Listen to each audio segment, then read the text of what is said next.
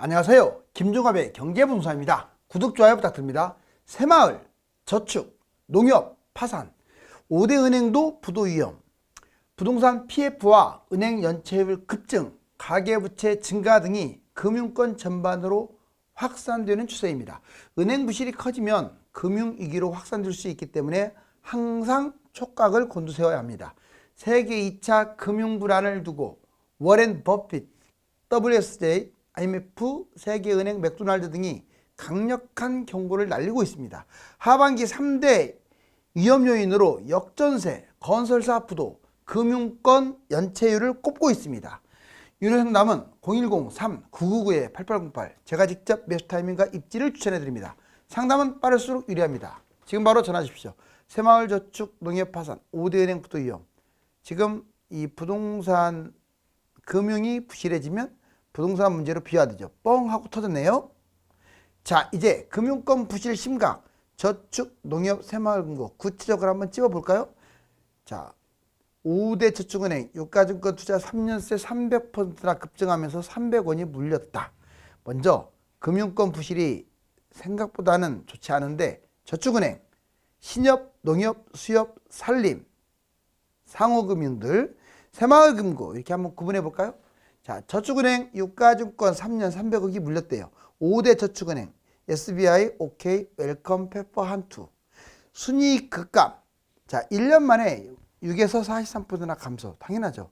지금 그래서 이 금융권들이 좀 어려울 겁니다. 신협, 농협, 수협, 산림. 누구 할 것 없어요, 여기서. 고금리 상호금융. 유동성 비율 50%로 무려 뚝 떨어졌어요. 신협은 85, 농협 50, 수협 66%, 산림 조합은 72%. 뭐 거기서 거기죠 다.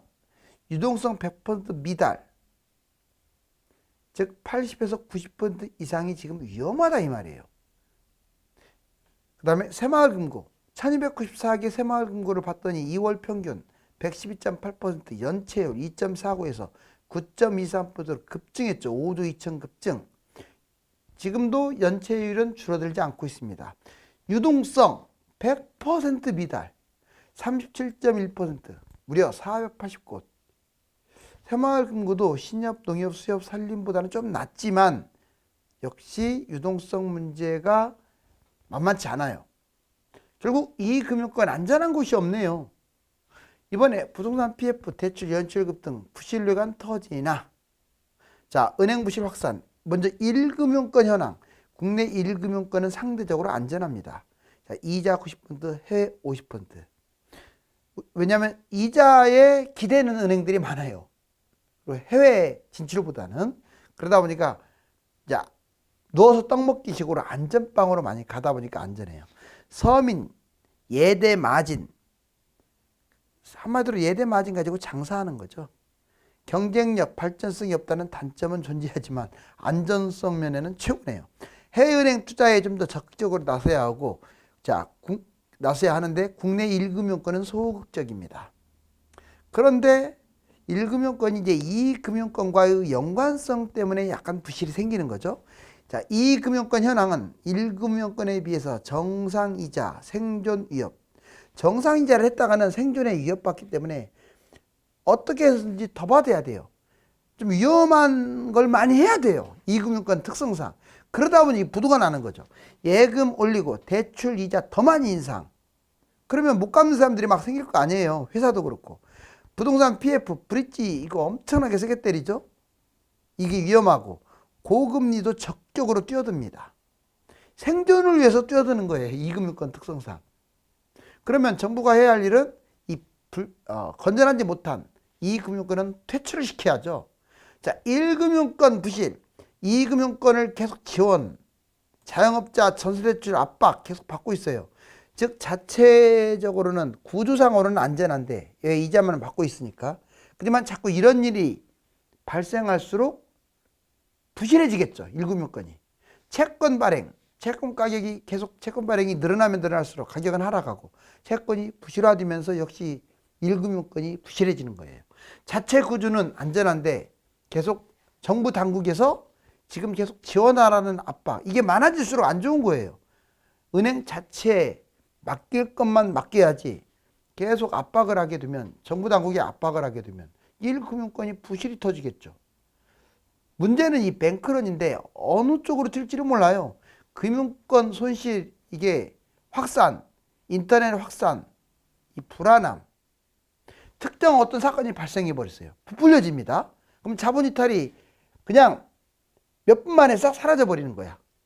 부실보다 소문이 짧은 시간 안에 퍼지다 보니까, 그래서 뱅크런 당한 회사, 이 은행은 부도나 버리겠죠.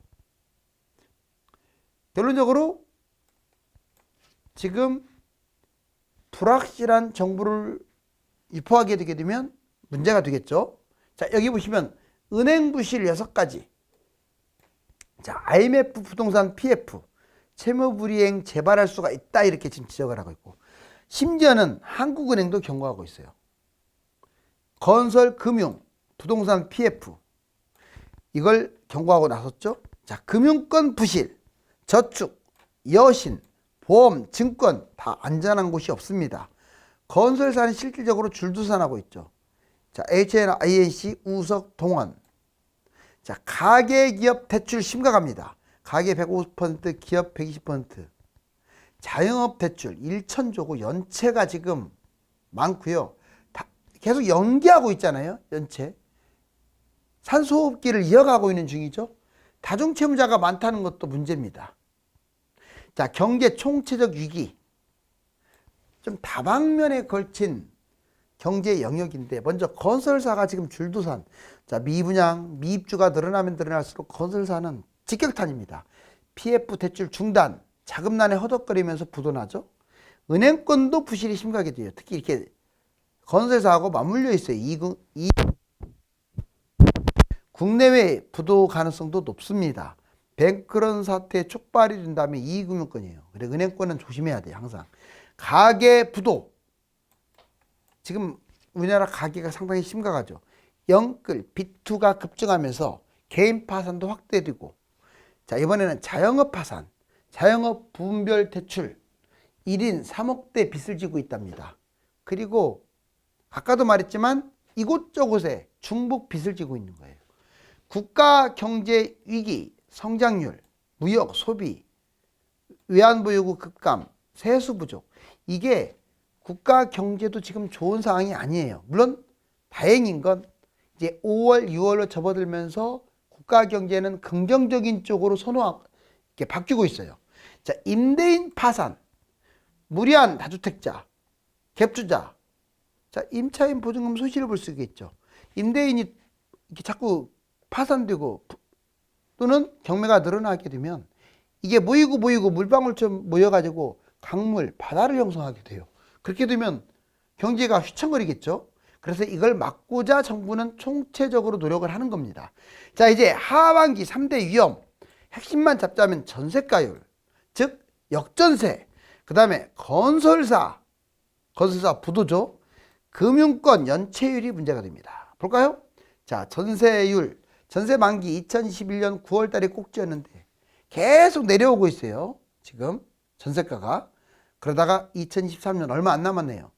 자, 이 폭락장의 꼭지 9월 달이에요. 전세가율 강남은 40%, 서울은 50%, 경기는 60%. 너무 낮지 않나요, 지금? 해결책, 전세가가 폭락. 이것은 정부가 DSR 대출로 지원하는 거. 즉, 나중에는 호미로 지금은 막을 수가 있는데 나중에는 가래로도 못 막으니까 지금 미리 차단하는 거죠. 건설사. 자, 미분양 7만 5천 가구에서 조금씩 줄어들고는 있어요. 하지만 3기 신도시 공급이 지금 본격적으로 진행되지 않았기 때문에 그래요. 자, 미입주. 기존 아파트 팔리지 않아서 입주를 못하는 사례도 늘어나고 있습니다. 해결책.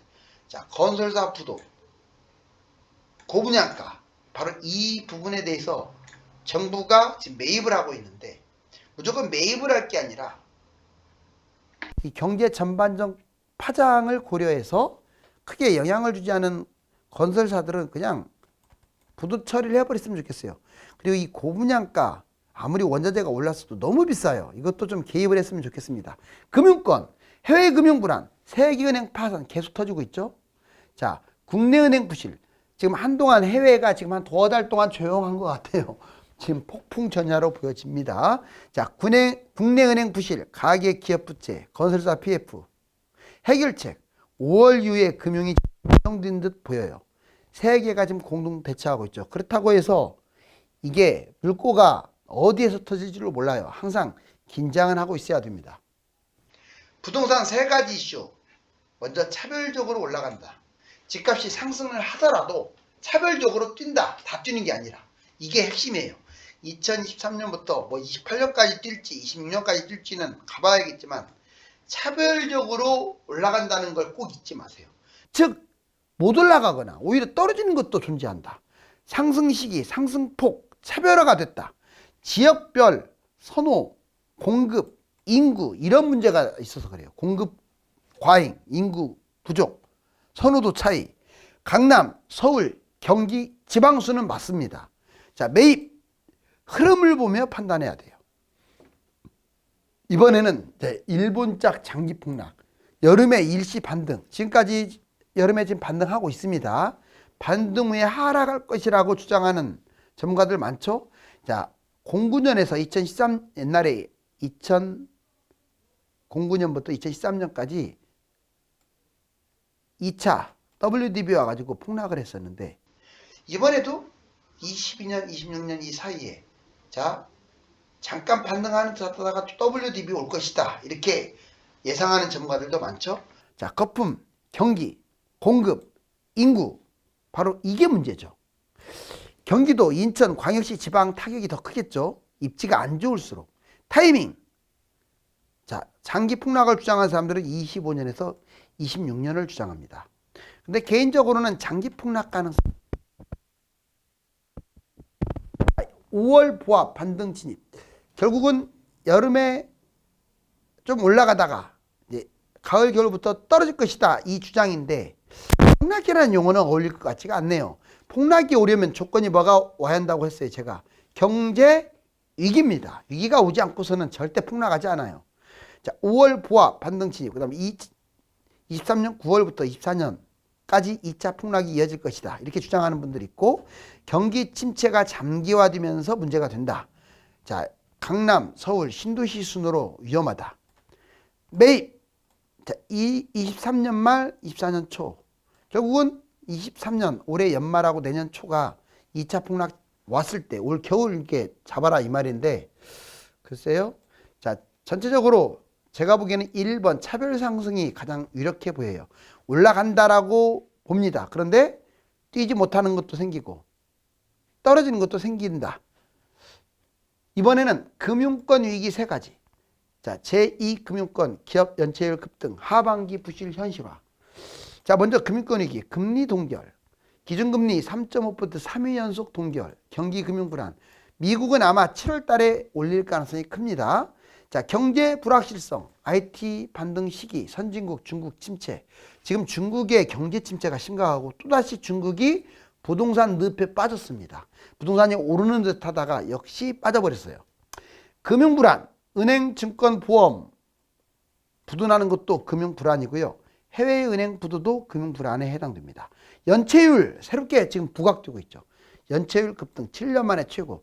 1, 2금융권 할 것 없이 다 위기다. 2금융권 저축은행 1분기 5.1, 카드사 1.4 상당히 급증했죠. 5대 은행 KB신한, 하나우리, NH농협. 자, 이것은 0.304로 상대적으로 에게 안전하긴 합니다. 문제는 이제 2금융권이 1금융권하고 맞물리면서 위험해지죠. 연체율이. 그리고 개인 연체율은 어떻게 할 수가 없어요. 5대 은행도. PF 부실, PF 대출 잔액 116조, 대출 73%가 비은행, PF 연체율 3배나 급증, 부동산 위축 미분양, 가계대출이 무려 1800조, 기업대출은 2219조입니다. 자, 이제 세계 금융불안 요인, 미국, 세계, 한국 세 가지로 구분해 볼게요. 먼저 미국, 워렌 버핏은 미국은 더 많은 은행이 추가 파산할 수도 있다. 이렇게 경고를 냈고, 자, 월드스트리트 저널, 미국 은행 구조조정, 부채 상환 압박. 바로 이게 문제다.